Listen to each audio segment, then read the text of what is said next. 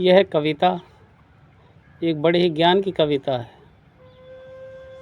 ज़रा पूरी देखना और सुनना क्या है। एक शेर था एक शेर था जंगल में, जिसकी तूती बोलती थी। शेर ने उसके आगे पीछे छाया की तरह डोलती थी। अचानक शेर के ऊपर एक ऐसा कहर छाया, दो बच्चों को छोड़ शेरनी ने स्वर्ग का रास्ता पाया। दो बच्चों को भूखा प्यासा देखकर शेर घबराने लगा। उनके दूध के लिए चारों तरफ चक्कर लगाने लगा। अचानक उसको जंगल में एक बकरी दी दिखाई। शेर की शक्ल देखते ही बैठ गई घबराई। मुझसे मत घबराना, शेर बोला, मुझसे मत घबराना, मैं तो वैसे ही विधि का सताया हुआ हूँ। मेरे दो बच्चों के भूख से तड़प रहे प्राण, इसलिए दूध की तलाश में आया हूँ।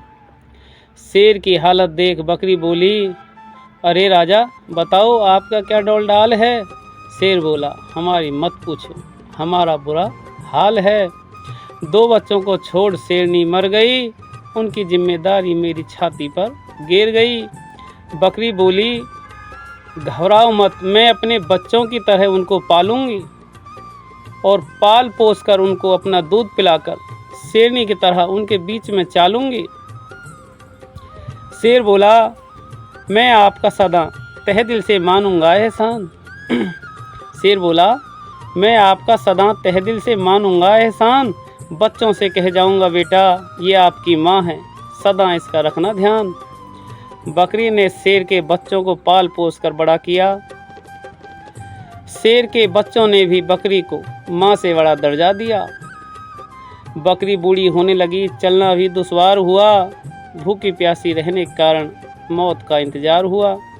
अब बकरी से चला नहीं जाता, बुढ़ापे में आ गई, भूखी प्यासी रहने लगी। तो शेर के बच्चे घबराने लगे कि माँ को ऐसा क्या हुआ, क्यों ऐसी हो रही है। तो वो शेर के बच्चे सोचने लगे कि शायद माँ भूखी प्यासी रह रही, इस वजह से चला नहीं जाता, इस वजह से ऐसी हो रही है। तो फिर क्या, शेर के बच्चे हाथी से बोले कि वो एक हाथी के पास गए जंगल में ही, और शेर के बच्चे हाथी से बोले कि हमारी माँ को पीठ पर बैठाओ और जहाँ हरी हरी घास दिखे वहाँ इसको खूब खिला कर लाओ। जहाँ हरी हरी घास दिखे, जहाँ हरी हरी टहनियाँ दिखें पेड़ों की, उसको खूब खिला कर लाओ। यह दृश्य एक जब चल रहा था तो एक हंस और हंसनी में घूमने के लिए आए थे। उन्होंने ये देखा सारे कि बताइए, शेर के बच्चे बकरी के पहरेदार बने हुए हैं और हाथी की पीठ पर बैठ करके ये आराम से पेड़ की डालियों को चबा रही है। कैसा ऐसा एहसान कर दिया इसने जो शेर के बच्चे इसके पहरेदार हैं। हंसनी शेर से बोली कि अरे तू भी कोई ऐसा एहसान कर जिससे हम भी ऐसी सुख मौज पाएं। तो क्या होता है कि अचानक हंस को एक सूगर पानी में डूबता हुआ दिखाई दिया। अचानक हंस को एक सूगर पानी में डूबता हुआ दिखाई दिया। उसको बचाने में हंस की जान गई, हंसनी का कांपे जिया।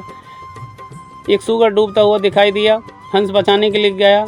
हंस ने जैसे ही पैर आगे बढ़ाया तो सूगर ने पैर भरा और एकदम सूगर ने उस हंस को पानी में खींच लिया और हंस बेचारा मर गया। अब हंसनी का जिया कांपने लगा, अरे हम तो विधवा हो गई, हमारा तो इस संसार में कोई नहीं रहा।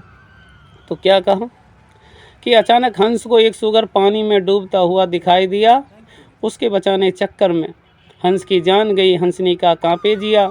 अरे हम तो विधवा हो गई, हमारे दर्द को भला कौन जाने। अरे हम तो विधवा हो गई, हमारे दर्द को भला कौन जाने। बकरी बोली, अरे गू खावा तो हवाल तेरे एहसान है माने। तैने वो एहसान किया तो गू खावाओं पर, वो तो हवाल तेरे एहसान को माने। अरे गू खावा पे तो कितनो एहसान कर दे, भी पड़ जाए थोड़ो, और एहसान भी तैने वहाँ पे करो जाने दुनिया को गू ना छोड़ो। और एहसान के लिए भी तूने ऐसा ढूंढा जिसने दुनिया का गू नहीं छोड़ा, भली चीज़ें छोड़ता ही कैसे। फिर क्या कहा, अरे गू खावा पे तो कितनो ही एहसान कर लो, गू खावा पे तो कितनो ही एहसान कर लो, मौत ही पाओगे एहसान कर किसी बढ़िया आदमी पर जो पीढ़ी तक दुआ देते जाओगे, पीढ़ी तक दुआ देते जाओगे। कैसी लगी कविता? आशा करता हूँ अच्छी लगी होगी। जय भीम, जय भारत, जय संविधान।